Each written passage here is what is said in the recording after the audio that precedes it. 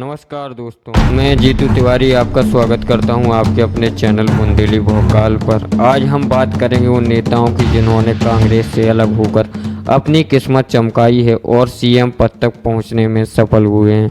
दोस्तों, कांग्रेस पार्टी जो भारत की राजनीति का एक महत्वपूर्ण हिस्सा रही है, उससे अलग होने के बाद कई नेताओं ने नए सिरे से अपनी राजनीति यात्रा शुरू की है। इन नेताओं में कुछ ऐसे चेहरे हैं जिन्होंने हाथ का साथ छोड़ने के बाद सीएम पद भी हासिल किया है। तो आज हम बात करेंगे उस विषय में और उन नेताओं के आपको नाम भी बताएंगे। तो नाम को जानने के लिए वीडियो में आगे ज़रूर बने रहें दोस्तों।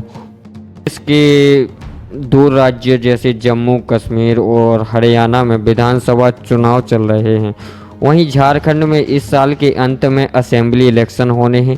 देश की दो बड़ी राजनीतिक पार्टियों के बीच में कांटे की टक्कर भी देखने को अभी इन दिनों मिल रही है दोस्तों। यहाँ एक बार और भाजपा के नेतृत्व वाली एनडीए है, तो वहीं दूसरी ओर कांग्रेस सहित तमाम विपक्षी दलों के गठबंधन वाली एनडीए अलायंस है। जैसे कि आप सभी जानते हैं कि विधानसभा चुनाव में जीतने वाली पार्टी अपने दल में किसी एक चेहरे को मुख्यमंत्री बनाती है। आज के इस आर्टिकल में हम बात करेंगे कुछ ऐसे मुख्यमंत्रियों की जो पहले कांग्रेस पार्टी का हिस्सा हुआ करते थे और पार्टी छोड़ने के बाद अब किसी और दल के मुख्यमंत्री की कुर्सी पे पहुंचे। हम सबसे पहले बात करेंगे ममता बनर्जी की, जो कि इन दिनों कोलकाता डॉक्टर केस को लेकर सुर्खियों में है। एक सशक्त महिला के रूप में अपनी पहचान रखने वाली तृणमूल कांग्रेस की मुखिया ममता बनर्जी ने कांग्रेस से अलग होने के बाद अपनी अलग पार्टी बनाई है और मुख्यमंत्री की कुर्सी तक का सफर तय किया है। ममता बनर्जी ने 1970 के दशक में कांग्रेस पार्टी के एक युवा महिला के रूप में अपनी राजनीतिक कैरियर की शुरुआत की थी।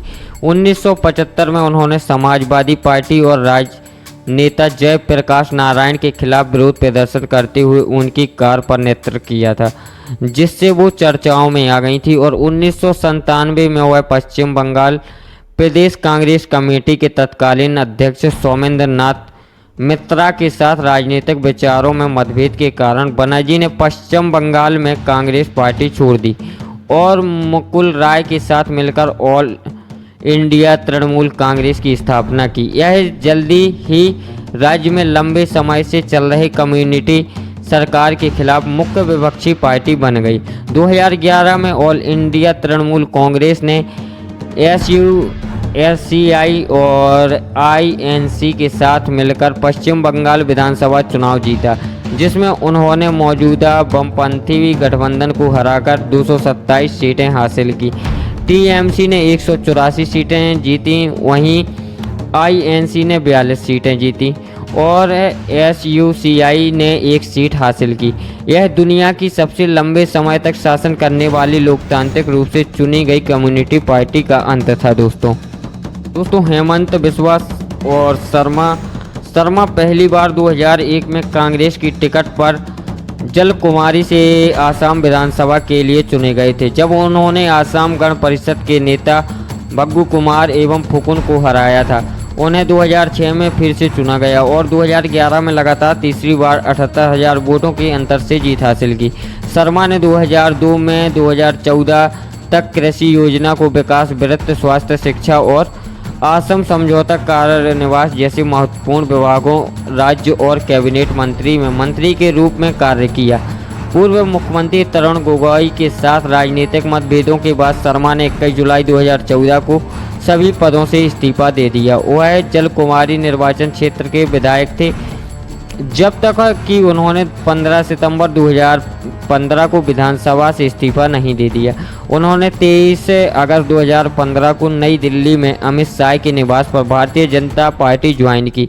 10 मई 2021 को हेमंत बिस्वा शर्मा ने सोनोवाल का स्थान ग्रहण करते हुए राज्यपाल जगदीश मुखी द्वारा आसाम के 15वें मुख्यमंत्री के रूप में शपथ ली दोस्तों जगन मोहन रेड्डी इस लिस्ट में अगला नाम है। आंध्र प्रदेश के पूर्व मुख्यमंत्री जगन मोहन रेड्डी के पिता वाईएस राजशेखर रेड्डी, जिन्हें लोकप्रिय रूप से वाईएसआर के नाम से जाना जाता है, आंध्र प्रदेश के 2 बार मुख्यमंत्री रहे हैं। अपने पिता की मृत्यु के 6 महीने बाद जगन मोहन रेड्डी ने एक ऑफ द यात्रा शोक यात्रा शुरू की, जिसे जैसा कि उन्होंने पहले वादा किया था कि उन परिवारों से मिलने के लिए जो उनके पिता की मृत्यु की खबर पर कथित तौर पर आत्महत्या कर चुके थे या बीमार हो गए थे। कांग्रेस पार्टी के केंद्रीय नेतृत्व में उन्हें उनकी औपद यात्रा को रोकने का निर्देश दिया, जिसे उन्होंने नहीं माना और इससे उनके उच्च कमान के बीच मतभेद हो गया। उन्होंने आगे बढ़कर यात्रा जारी रखी, यह कहते हुए कि यह एक व्यक्तिगत मामला है। कांग्रेस पार्टी के उच्च कमान के साथ मतभेद होने के बाद 29 नवंबर 2010 को उन्होंने कडप्पा लोकसभा निर्वाचन क्षेत्र से इस्तीफा दे दिया और पार्टी छोड़ दी। उनकी मां विजयम्मा ने भी पुल्ली बेदुला विधानसभा क्षेत्र से इस्तीफा दे दिया और पार्टी दोनों लोगों ने छोड़ दी। मार्च 2011 में उन्होंने घोषणा की कि वे एक नई पार्टी लॉन्च करेंगे, जिसका नाम वाईएसआर कांग्रेस पार्टी होगा, जो जगमपेटा पूर्व एवं गोदावरी जिले में होगी। बाद में उनकी पार्टी ने कडप्पा जिले में उपचुनाव लड़ा और लगभग सभी सीटें भारी बहुमत से जीती।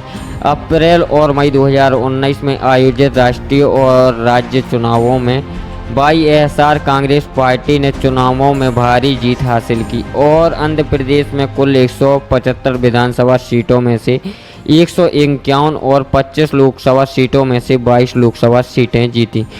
जगन मोहन रेड्डी ने 30 मई 2019 को मुख्यमंत्री की पद की शपथ ली।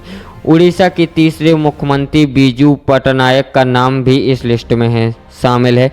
1946 में और 1969 के बीच कांग्रेस का हिस्सा रहे पटनायक ने आगे जाकर जनता दल, जिसे बिज्जू जनता दल के नाम से जाना जाता है, की स्थापना की और 5 मार्च 1990 से 15 मार्च 1995 तक उड़ीसा के मुख्यमंत्री भी रहे। तो इसके अलावा अजीत जोगी और मुफ्ती मोहम्मद सैद, शरद पवार, IN बीरेन, निप्यू रियो और डॉक्टर मणिक साहा कुछ ऐसे नाम हैं जो कभी कांग्रेस में शामिल थे और बाद में नई पार्टी की स्थापना करके कोई अन्य पार्टी में शामिल होने के बाद आज CM पद पर बैठे हुए हैं।